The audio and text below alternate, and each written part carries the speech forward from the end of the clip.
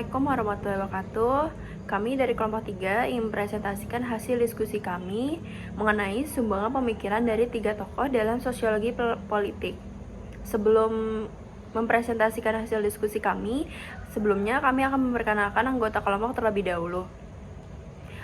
Yang pertama ada Yolanda Ariesta, yang kedua ada Dini Nurkrisya, yang ketiga Rasmita Dina Safira, yang keempat ada Zahra Askia, yang kelima ada Akhfirli Marsyanda, yang keenam ada Yuki Rahmadani, yang ketujuh ada Anggi Febrianda, dan yang terakhir ada Anissa Febianti.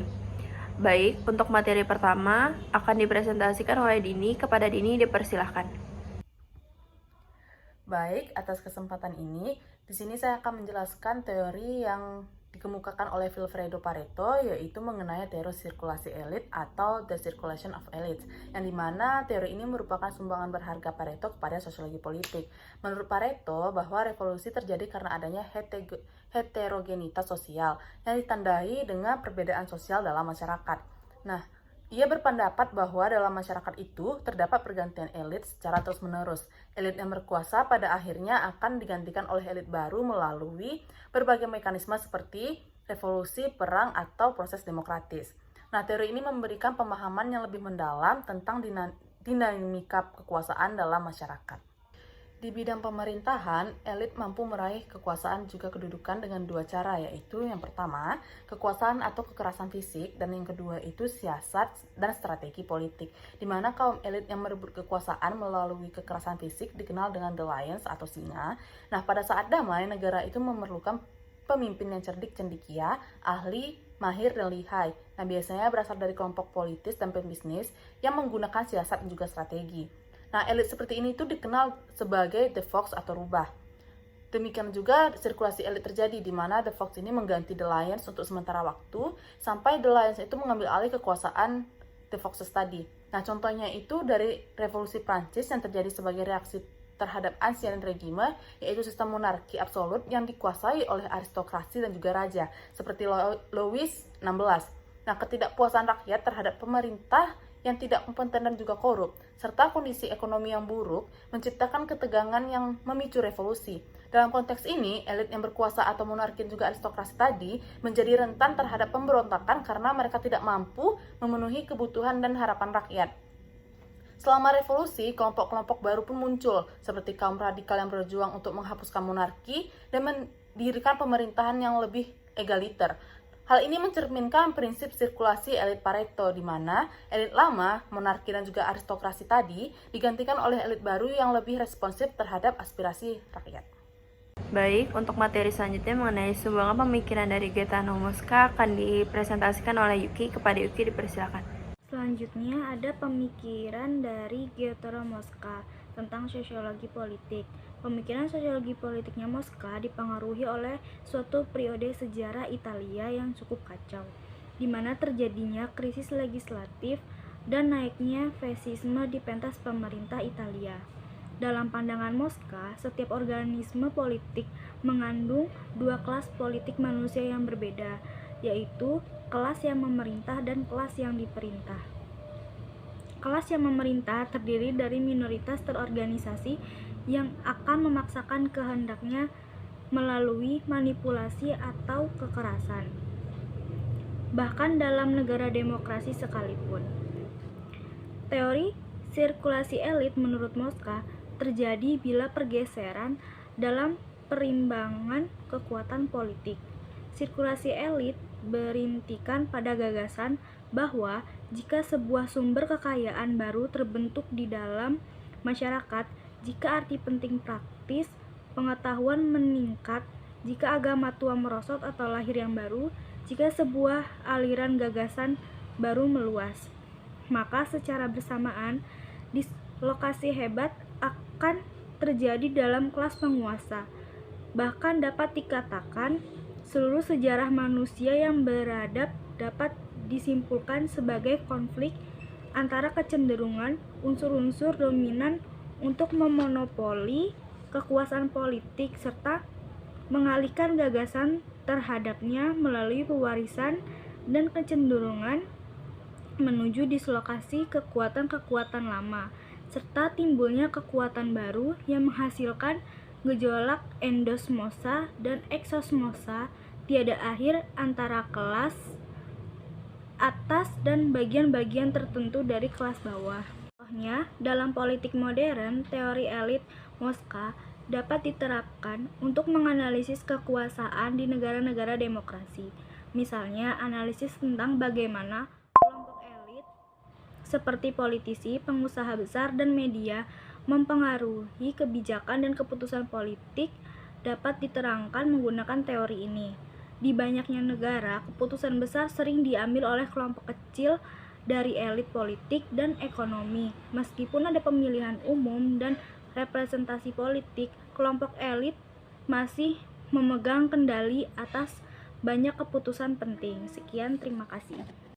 Materi selanjutnya mengenai sumbangan pemikiran Alexis de Tocqueville akan dipresentasikan oleh Anggi. Kepada Anggi, dipersilakan. Oke, baik, terima kasih.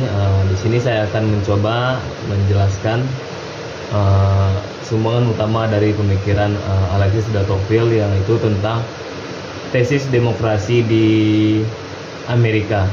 Menurut Tocqueville, kesetaraan bermula dari proses industrialisasi dan komersialisasi yang berlangsung dengan dahsyat di Amerika dari sebagian negara Eropa, sehingga mengubah struktur dan pola interaksi masyarakat dari masyarakat feodalis dan komunis yang memberikan hak istimewa pada kaum aristokrat menjadi masyarakat demokratis dan individualis dengan kesetaraan yang dimilikinya melalui urbanisasi dan mobilitas sosial. Tocqueville melihat bahwa pemberian hak pilih kepada semua warga tanpa terkecuali tidak menyebabkan terjadinya anarki, sebab terjadinya pembagian kekuasaan secara seimbang antara legislatif, eksekutif, dan yudikatif. Di samping itu, berbeda dengan bagian dunia lain di Amerika, terdapat partisipasi aktif warga negaranya pada dunia politik lokal, ikut ambil bagian dalam opini publik, dan sebagainya. Tocqueville melihat demokrasi dan kesetaraan berupa pisau bermata dua. Di satu sisi, karena kesetaraan individu dan tidak ada lagi yang berkuasa seperti kaum aristokrat di masa lampau, maka kebutuhan akan kekuasaan negara akan meningkat.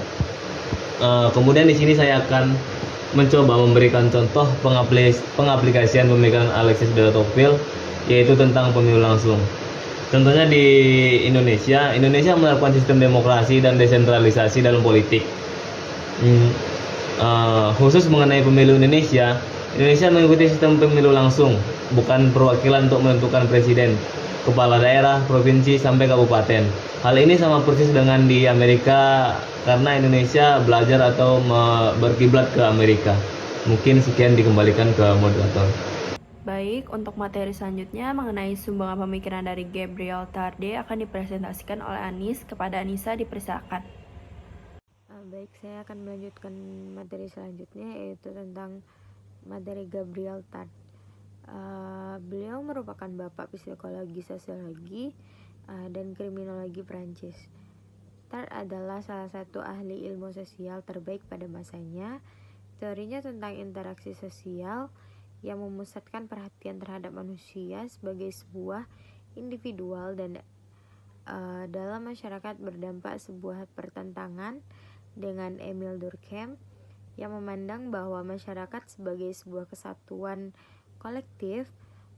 Tarde mengatakan semua hubungan sosial selalu berkisar pada proses imitasi, bahkan semua pergaulan antara manusia itu hanyalah berdasarkan atas proses imitasi. Selanjutnya yaitu teori imitasi. Menurut Tarde, Tarde berpendapat bahwa semua kehidupan sosial didasarkan pada faktor-faktor imitasi.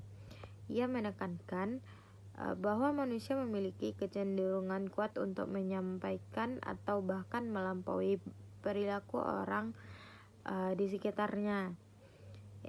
Imitasi bukanlah proses yang otomatis, tetapi dipengaruhi oleh sikap terhadap penerimaan dan kekaguman terhadap yang ditiru. Tarde percaya bahwa peniruan adalah kekuatan pendorong utama dalam masyarakat. Manusia secara alami cenderung meniru satu sama lain, baik dalam hal ide, perilaku maupun gaya hidup. Peniruan ini bisa terjadi secara sadar maupun tidak sadar. Peran imitasi dalam masyarakat menurut Tad adalah Tad mengatakan bahwa kehidupan sosial adalah imitasi. Ia menjelaskan bahwa proses imitasi dalam masyarakat melibatkan munculnya gagasan baru, diimitasi dan disebabkan oleh banyak orang. Penyebaran ini merupakan suatu proses psikologis yang berlangsung menurut dalil-dalil tertentu.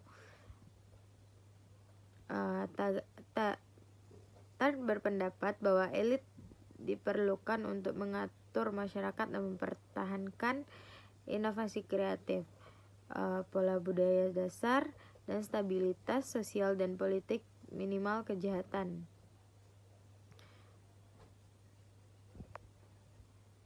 Menurut Tad, secara tidak langsung masyarakat merupakan pengelompokan masyarakat, di mana setiap individu yang ada saling mengimitasi satu sama lain, dan bahkan manusia dianggap telah menjadi manusia sebenarnya jika ia mulai mengimitasi manusia lainnya. Contoh pengaplikasiannya yaitu proses imitasi dalam kampanye politik. Menurut Tad, imitasi adalah salah satu cara utama di mana ide dan perilaku penyebar dalam masyarakat dalam politik. Ini terlihat jelas dalam kampanye politik, di mana strategi dan gaya kampanye yang sukses sering kali diadopsi oleh politisi lain. Misalnya yaitu penggunaan media sosial dalam kampanye politik semakin marak setelah terbukti efektif dalam kampanye Barack Obama pada tahun 2008. Banyak politisi di berbagai negara kemudian meniru strategi ini untuk menjangkau pemilih muda dan meningkatkan keterlibatan politik. Saya kembalikan kepada moderator. Baik, setelah dipresentasikan hasil diskusi dari kelompok kami oleh teman-teman saya, sekian presentasi dari kelompok kami. Mohon maaf bila ada salah kata. Wassalamualaikum warahmatullahi wabarakatuh.